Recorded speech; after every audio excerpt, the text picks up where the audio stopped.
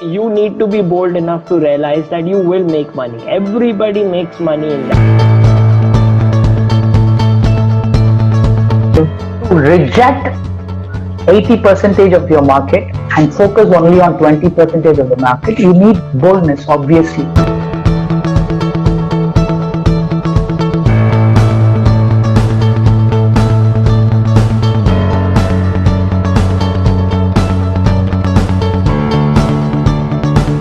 But the biggest block that you face is probably you.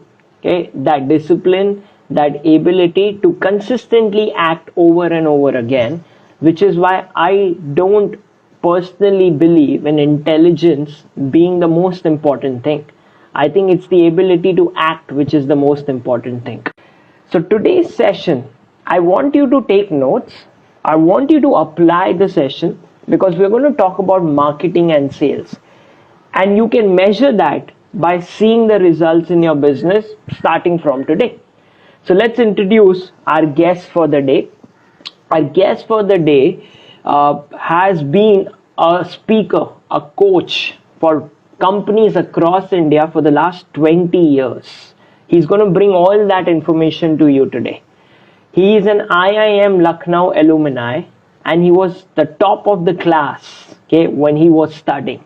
That's the man that will be giving us knowledge today.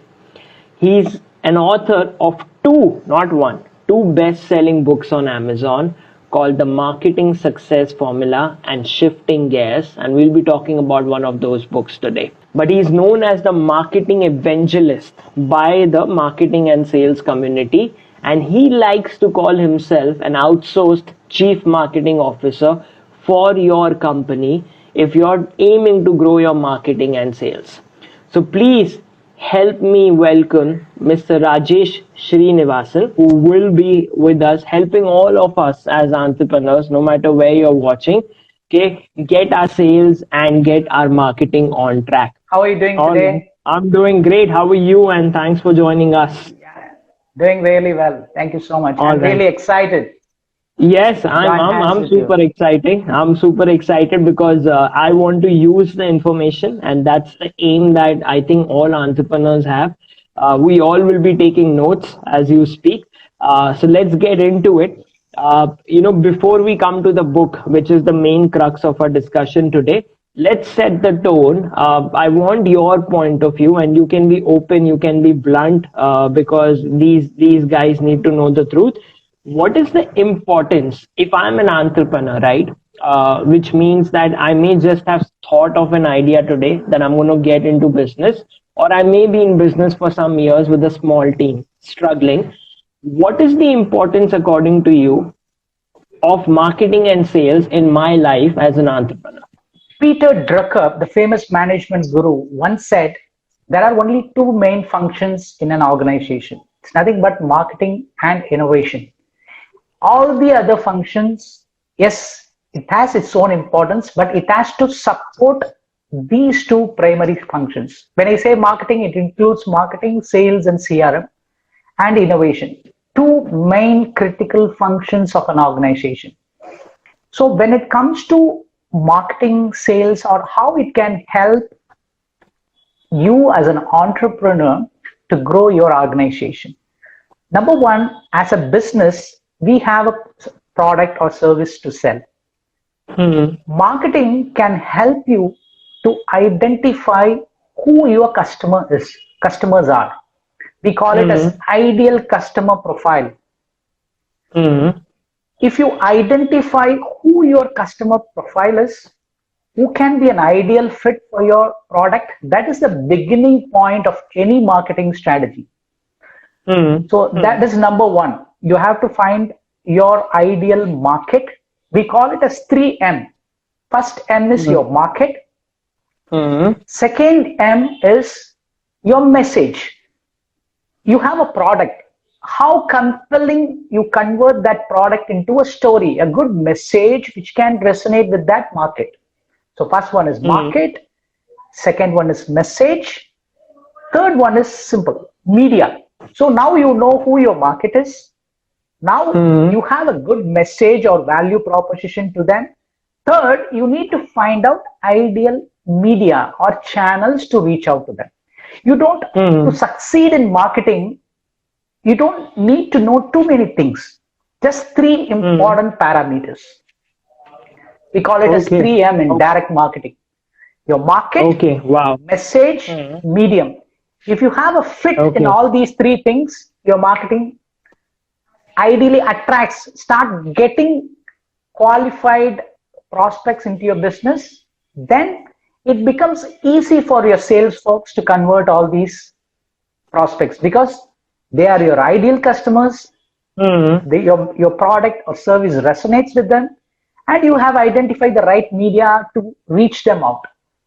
Hmm. Okay. So these All are right. three important parameters. Now, this is my experience with my business and also with multiple other businesses. And that is the real struggle of a day to day entrepreneur, which I'm sharing with you. So, a lot of us know our market, right? So, if you sat for a coffee with me and asked me, okay, what do you sell? I can tell you this is what I sell, which is my message. These are the people that I sell to, and these are the channels that I am using. But what I'm not telling you as an entrepreneur, because I'm lacking funds, right, as an entrepreneur, is how consistently I'm using it, okay, and how good that message is, because it may come out good right now when I'm talking to you, because I don't have to sell to you. But when I actually have to sit on a Monday, Tuesday, Wednesday, Thursday and make those calls or, do those interviews consistently, not just 2 days, the confidence goes down because you will face rejections and then thoughts come into play.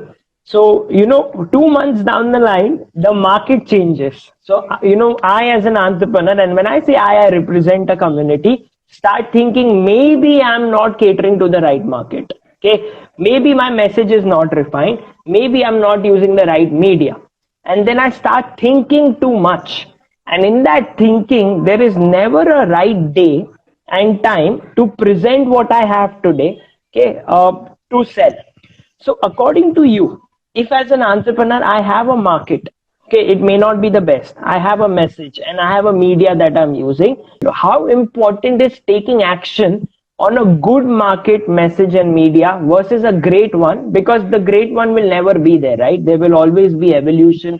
Most of the times what happens is, even I was working as a marketing head in a real estate company. I've consulted a lot of other companies also. Most of the times entrepreneurs think that they know their audience, they know their market. But when we go and sit with them and ask certain specific questions, like in direct marketing, we ask, what's running in your, what is the conversation which is running in your prospect's mind? Can you just write it down? What makes them uh, awake during the night? Can you just tell me two or three points? If most of the people know just the demographics of their audience, they just say my audience is a 23-year-old person who works in so and so company and who needs my product. That's it. It's just a surface level thing. The most important part of marketing, one, is the underlying element. We call it as psychographics. Why your audience needs to buy your product. It's an underlying factor. Only if you address the emotional quotient, your marketing will break through. And another important point is, I would like to share a quote from Seth Godin also. Not everybody is your customer. Most entrepreneurs are not very specific when they define their target market. It means you have to say, if you want to resonate with the right people, 80% audience, we have to be bold enough to reject 80% of the market and identify 20%. We call this as core audience, people who desperately need your product. 20% of your market. Ideally, we call this as core audience. You take any category for that matter. Let's take ice cream as an example. See, I don't consume ice cream, but occasionally, rarely, every 2 months Mm. once or 3 months once. Whenever I go outside, I have it. But my son consumes ice cream every week. Okay. If you are a marketer who is selling ice cream, you may consider me also as your target market. My son is Mm. also as a target market. Generally, this is the mistake which most of the Mm. marketers do. I am not your ideal customer. I am one step below. My son is your Mm. ideal customer. Mm. Make Mm. sense? Yes, My yes, it son is does. your ideal customer. I may buy rarely. I'm not your core audience. The Mm. reason why I'm telling the difference between your core audience and the other audiences, my son will, you don't have to oh, push too hard to my son to Mm. sell your ice cream. The resistant level is very less. But if you want to Mm. sell ice cream to me, I will resist it to the core because I have cold. Mm. Mm. Mm. My son Got it. consumes a lot of ice cream. It is very easy for you to sell more quantity to your core audience. My Mm. son doesn't bother about the price. He's willing to Mm. pay a premium price also for the ice cream. For the So ice cream. yeah, the point which I'm trying to drive across is the key question I ask every entrepreneur is your marketing efforts targeted towards not just your ideal target market, your core audience. Mm. Because if Mm. you notice, I'm a big fan of 80-20 principle. If you notice, Yeah. Pareto, yeah. 80 percentage of your revenue will Mm. come from 20 percentage of your audience. 80 percentage of your profits will come from 20 percentage of your audience. Yes. Who those audience are? Do you really know? Can you Yes. define those audience from demographic perspective, from your psychographic perspective, that is their emotions, why they Mm. buy, all those things. If Mm. you define all those things and then begin your marketing strategy, everything become like a free flow. Mm. You Mm. get leads naturally because these people desperately need your product. You don't Correct. get 1,000 leads. You get only 200 leads, but the conversion Mm. will be very easy. Most often what happens is in majority of the sales organization, even I was doing sales Mm. during my initial days of my career, the biggest Mm. complaint sales guys have is I'm not getting qualified leads. The leads which through marketing team gives us are not qualified enough. They're just dumping leads with us. The Mm. primary reason is you're not targeting your core audience. You're targeting the surface level audience and bringing in. They don't have that propensity to buy. Got it. So I'm getting 2 points out of it for my answer and what we are leading to, which is the book. First is, so what I hear you saying from my perspective is that the reason the consistency is lacking, the confidence is lacking, is because I am not enjoying the process. Maybe because I'm not talking to the most qualified audience that is out there. So, I'm working and then it's feeling like it's going in a hole.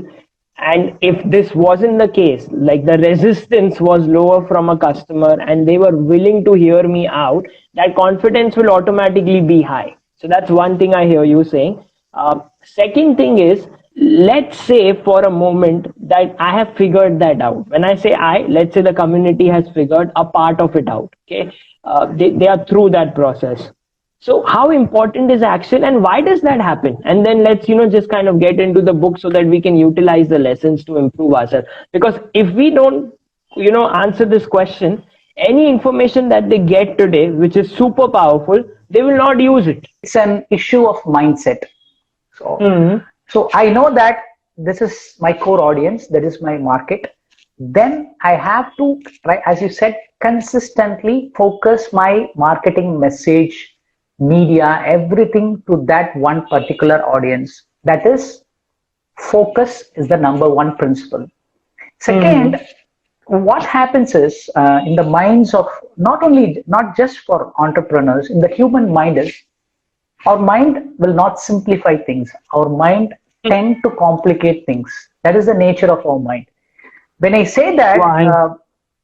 it's the nature of the mind. If we are very conscious, we can avoid it through a lot Mm-hmm. of other meditative practices and all the other things. but mind tends to complicate. Even entrepreneurs' minds tend to work even more faster than the normal people's mind. See, what Mm-hmm. happens is when I sit with entrepreneurs and try to understand them, what happens is it's not their mistake, I would say. For example, if I tell them now, I'm just giving you an example while sizing their market. If I tell them your market size is 2,000, 3,000 numbers, why don't you just focus on just this 100, 200 audience? Use your core audience. They immediately tend to think that, oh, I have to say no to all those 800 of. Immediately there comes a fear.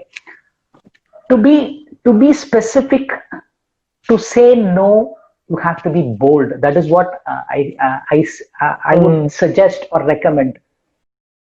It means to reject 80 percentage of your market and focus only on 20 percentage of the market. You need boldness, obviously. That's what Mm-hmm. Steve Jobs did when he invented Apple iPhone.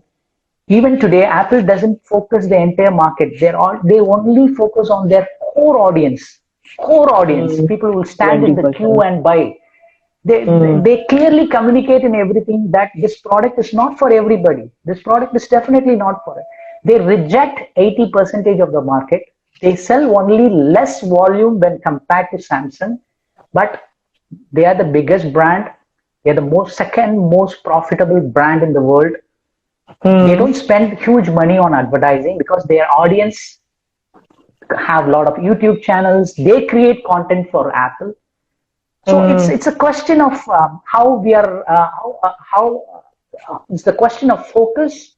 Again, it's the question of being bold, saying that yes, I have only 100 core audience. If I satisfy them, that 100 core audience will bring another 200 or 300. The word spreads very fast. I gave you an Mm-hmm. example of ice cream, right?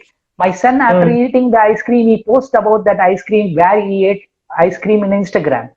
When his friends come to my home, he shares his experience about what type of ice cream he ate. That is the benefit. Core audience. Marketing. I am a Mm. core audience of marketing. I talk about marketing a lot. Yes. You're a sales leader. You wherever you go, you observe your own self. You talk about sales. You talk about sales books. My son, that is the definition of core audience. So to answer your Mm. question straightly, we need to focus and say no to 80 percentage of the thing, for which we need some boldness. It's all about mindset. Mm. Mindset Mm. of an entrepreneur. Now, let's get into the book. We've already started talking about it. If I had to pick up your book today, right? What is the philosophy of the book? What are the things that we can use? And this is where I will, request the audience to pour questions from a marketing perspective and a business perspective. But can you take us a deep dive into the book and things that we Yeah. can take away from it? So this is the first book which I've written. It's called Marketing Success Formula. So this is not a big book, and I've intentionally avoided marketing and business jargons in it. And the target audience for this book is small and medium entrepreneurs who wants to understand the basics, very basics of marketing. Since I'm passionate about marketing, I met a lot of people and try to understand. Since they also know that I am passionate about marketing, they used to interact with me, share their experiences, both the plus and minus. So based on the interaction with them and based on what I have studied and researched, I thought there are some patterns emerging, especially in the small and Mm. medium business. I'm not talking about big corporations like Mm. Coca-Cola or Facebook, especially small and medium entrepreneurs, which is a huge market. So Mm. I came up with 4 simple steps which a small and medium business owners can use to understand the marketing, set their marketing process right. The book's subtitle, I've kept it as Definitive Guide to Attract More Customers, Increase the Sales and Profits. Whatever I've shared this with you, I've put down a simple framework, simple 4-step formula which can help entrepreneurs to grow their Mm. business. So the 4-step marketing success formula, which I call, step 1 is choose a specific target market. Mm-hmm. The word specific is very, very important here. Don't just choose a target market, choose a specific target market. I'll give you an example. For example, if you're a sales leader, I'm just giving you one sales leader for real estate companies. This is very specific. Mm-hmm. Sales leadership coaching for startups. This is specific. Mm-hmm. Now sales leadership coaching is like a mass market product. Mm-hmm. When I say go deep dive, choose a specific, choose a niche, it gives you an edge. That is what I say in step one. Mm-hmm. It gives you an immediate advantage. When you start saying I am a sales leadership coach for a real estate company, number one, what happens is when I am a real estate employee, immediately your message resonates with me. Yes. And you can usually choose a media to reach out to me. You don't have to advertise in a mass media. You can even take a list of database of the real estate people in the market, and you don't have to spend huge money on marketing. Huge So money. Correct. that is the benefit of choosing a specific target market. Number two, create a unique selling proposition for that specific market. So it means if you're selling a sales lead, I'm just giving you as an example since we both are interacting. Yes. If you create a sales leadership coaching for a real estate company, if you can spend 1 month or 2 month time with real estate folks, you can clearly understand what problems they are facing and what other real estate courses are there which is not addressing all those challenges. You can understand a lot of things and then create a unique proposition for real estate sales and marketing guys. So number two is create a unique selling proposition to that specific target market. That is the number two step. Got it.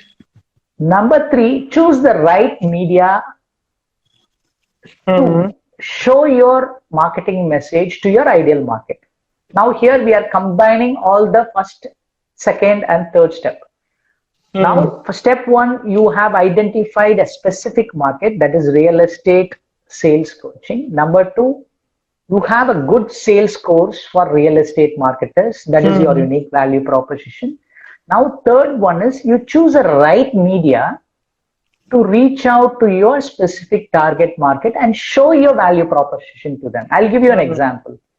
Now, for example, if you identify real estate as a segment, they have some publication, something like Builder's Line, or you can use that media to reach out to the audience. It's very simple and core media. You don't have to use a lot of media. Correct. You choose that media and show your value proposition, which is nothing but, I'm just simplifying it, real estate sales and marketing course to improve your sales 10x without wasting huge money. Simple value proposition. That is your marketing message. You're addressing to that specific market. These are the first three steps. Very important steps. Then fourth step is nothing but once after you advertise, you get leads, right? Since it is very, very specific, you get only limited amount of leads. But those leads have high buying propensity. Let me give you an example. If you advertise as sales leadership coaching for everybody, for all entrepreneurs, and advertise in a mass media or a Facebook or Instagram, you get a lot of leads. You get a lot of leads. But when you advertise sales and marketing coaching for real estate, you get only limited amount of leads. Correct. But these leads have high propensity to buy because you have a very, very unique proposition written for me, just for me. Correct. So those three processes will help you to attract your ideal audience so that you don't have huge resistance to sell your product. Number one, you don't have to spend huge money on media because you know specifically who your audience are. The targeting becomes easy. Majority of the companies or majority of the marketers focus only on acquisition. They don't Mm, focus or spend much time on retaining the customers or satisfying their customers. mm, Now you have got prospects, and one of them have decided to go ahead with your course, sales leadership coach. So mm. you have come, you have charged a lakh rupee for them. And one more advantage, if you choose a specific market and specific value proposition, is you can charge a premium fee to them. Hmm, hmm, hmm. Instead of charging 30,000, 40,000 for your conventional leadership coach, you have charged 1 lakh rupee for a sales leadership. I've bought it, Correct. and I'm extremely happy with your presentation. And then what happens next? Hmm, Same client, we need to find ways to engage with them on a longer run. If you hmm, think of marketing not just from an acquisition perspective hmm. or retaining our customers, servicing them on the long run, you don't need too many clients, Hmm, especially if hmm. you're in a consulting business, thought leadership business, training business. I'm just addressing you. I'm considering you as my target Correct. market. Got it. Okay. So let me summarize this and then we come to the final thoughts for today. There are four steps. Okay. Step number one is you have to be very specific with your target audience. If you're an insurance seller, if you're a restaurant, if you're a repair guy, if you're a digital marketer, if you're an engineer, whatever you do, right, you have to be very, very specific. Who are you selling this to? So, it's not about the broad audience. So think about Facebook. It will then ask you further questions of exactly which target audience you're focused at. So you need to think like that when you do this. Step number two, you need to have a USP. Now, USP doesn't has to be rocket science. Sometimes a great service is a USP. Listen, I am available to my customer over the weekends and after hours, I service them as well. This is a USP, right? Like a lot of people are fine with that. Step number three then is choosing the right media. And it doesn't have to be expensive if you think about it, right? Do I need YouTube? And when I say I'm talking about you thinking in your head. Or do I need Yellow Pages? Should I use Google? Should I use all? It depends upon who you're catering to. And it is possible that you don't need to spend a lot of money on media. It depends on your business, right? And your intelligence will help you figure that out if you just think through and you talk to a couple people in your association. Step number four is, and I think this is where I wanted to kind of inject, as an entrepreneur, what really happens, which is where I think people lose business. You sell like so many times. I think it's just the human tendency. You get excited when the sale happens and you think you've now got the money and you're done for now, and then the service level drops. Okay, for successful entrepreneurs, when they sell, the service level goes up because now they know they are responsible to deliver that product. Then the whole process of knowing that this customer will buy from you again, you have to trust that process, because if you are providing the product that you promised, okay, and you're servicing them right with your USPs, okay, you will get repeat business a lot of times even without asking. And that repeat business can be from the same customer, it can be a referral, it can be word of mouth. All these things are repeat businesses if you look at from that perspective. And let's say you've not got the repeat business for 6 months after the contract is over.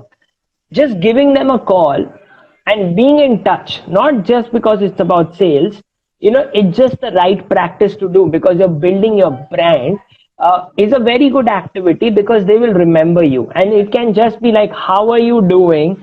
Just wanted to stay in touch with you. How's everything going? Okay, I in the last 6 months have been up to these things. So I just wanted to stay in touch with you. If you need anything, know that I'm a call away. Okay, that's it. You don't really need to go ahead and sell that product to them. If you trust this process and you are good at what you do, which comes from work ethic and doing it again and again, and honing that skill, which is an ongoing process, you will not have to worry about sales. I think that's what I've got out of the session so far, right?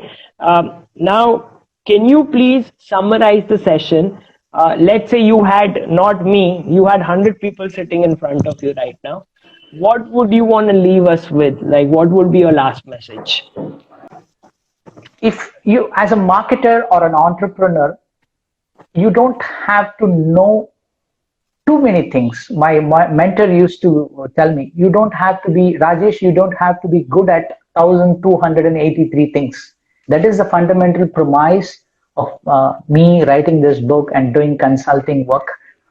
You have the mindset, in the entire mindset, we just need to have this one principle. I've even learned a principle called Occam's razor. It's a philosophical razor Mm, which you use to cut complexity. The principle says mm, that whatever is simple, it tends to work. Whatever is complex doesn't work. It applies mm, to everything in life. Occam's razor. So whenever I struggle in my marketing strategy, I have to eliminate a lot of things and come down to the basics, the very basics of things. Like what I said, your ideal target market, or you, whenever, whatever challenge you face, whenever you face, yes, I'm getting a lot of leads, but these leads are not converting. What happens? You don't start doing a lot of other marketing activities. Stop. Go back to the basics. Am I targeting the right market? Am mm, I talking to my right audience? In direct marketing, they call it as message to market fit. Is your mm, message fits to your market? mm, Everything begins there. mm, Then am I using right message media channel to reach out that market? It's very, very simple. It's mm. dangerous because when I try to say things very, very simple, as I rightly said, our mind tends to complicate things. When Yes. we simplify things, people don't believe it. I say Yeah. only three things, only It three has to things. be complicated, right? It has to be Yeah, complicated for the mind for it to yeah. work. Even Okay. when you try to showcase yourself as an expert, people expect you to give a lot of yarns, do this, do that, 100, 200. I never think myself as an expert because I try to simplify things for my Audience. clients or any entrepreneur. My sincere recommendation would be try to simplify your marketing as make it very easily for you, especially make it very easy for your audience, so that you naturally start getting your business becomes an attracting force in the market. You become Yes. one another principle is don't try to become relevant for too many people. We lost our edge, we lose our edge. I think what you said is very essential. I want to really thank you, genuinely thank you for taking out time to actually share all this stuff. It's very simple and powerful, and it's just very difficult for people to understand the importance of this.